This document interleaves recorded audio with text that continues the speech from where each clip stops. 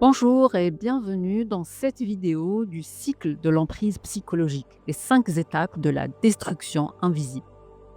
L'emprise psychologique est un processus lent, insidieux, souvent invisible de l'extérieur. Elle concerne toutes les couches de la société, hommes, femmes, jeunes. Ce cycle ne débute jamais dans la douleur, il commence par ce qui ressemble à un rêve. Voici les 5 étapes que j'ai créées pour expliquer le processus de l'emprise. Reste avec moi jusqu'à la fin de cette vidéo. L'étape 1, la rencontre idéale, la séduction, le love bombing. L'agresseur utilise ici une stratégie consciente ou inconsciente de suridéalisation. Cette phase est caractérisée par une dissonance cognitive positive. La victime est submergée de signaux d'amour, de tendresse, d'adoration qui la rendent vulnérable à la suite.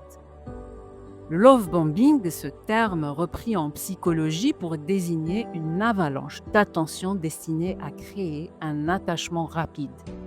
L'agresseur active une réponse émotionnelle intense pour créer un lien fort dès le début. Il ou elle va te dire: tu es parfaite, je n'ai jamais ressenti ça avant, on se comprend tellement, comme si on se connaissait depuis toujours, etc. Ces phrases résonnent comme celles d'un film romantique, mais elles font partie d'un plan beaucoup plus sombre.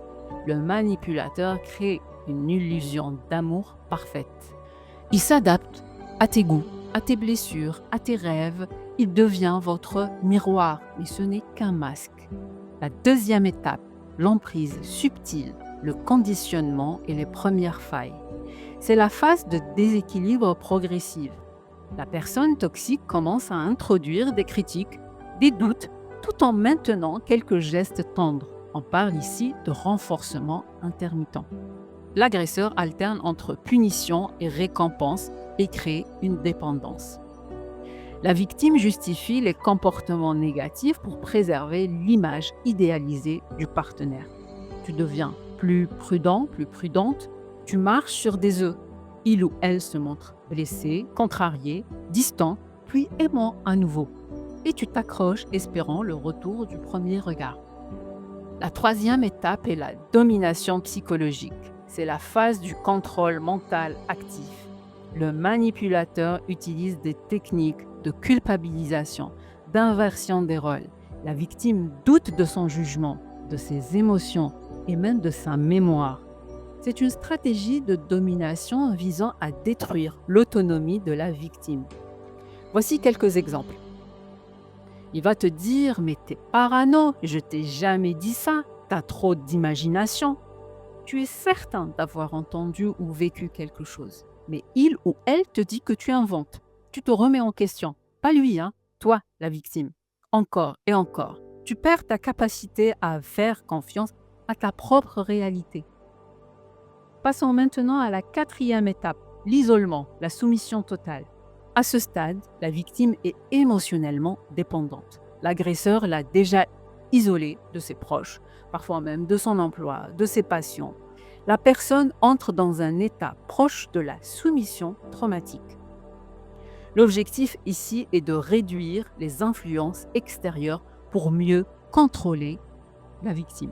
Alors la victime, elle se coupe peu à peu des autres par fatigue, par peur de ses réactions ou parce qu'elle croit qu'il ou elle a raison. Elle devient l'ombre d'elle-même, mais elle ne le voit même plus.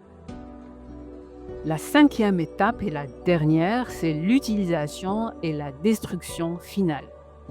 Quand la victime n'est plus utile ou commence à résister, l'agresseur la détruit.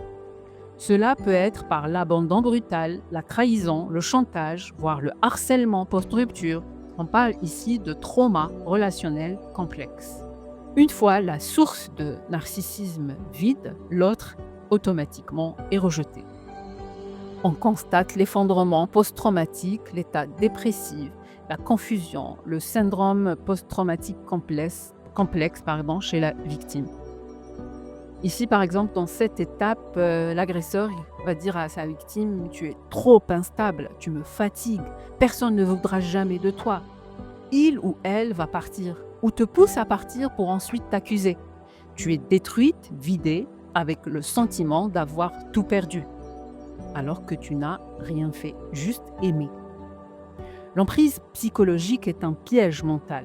Ce n'est pas de l'amour, ce n'est pas de la passion, c'est de la violence déguisée en tendresse. Comprendre les étapes permet de mettre des mots sur cette violence insidieuse. Vous avez le droit de dire non, vous avez le droit d'exister pour vous. L'emprise psychologique est un piège mental. Ce n'est pas de l'amour, ce n'est pas de la passion, c'est de la violence déguisée en tendresse.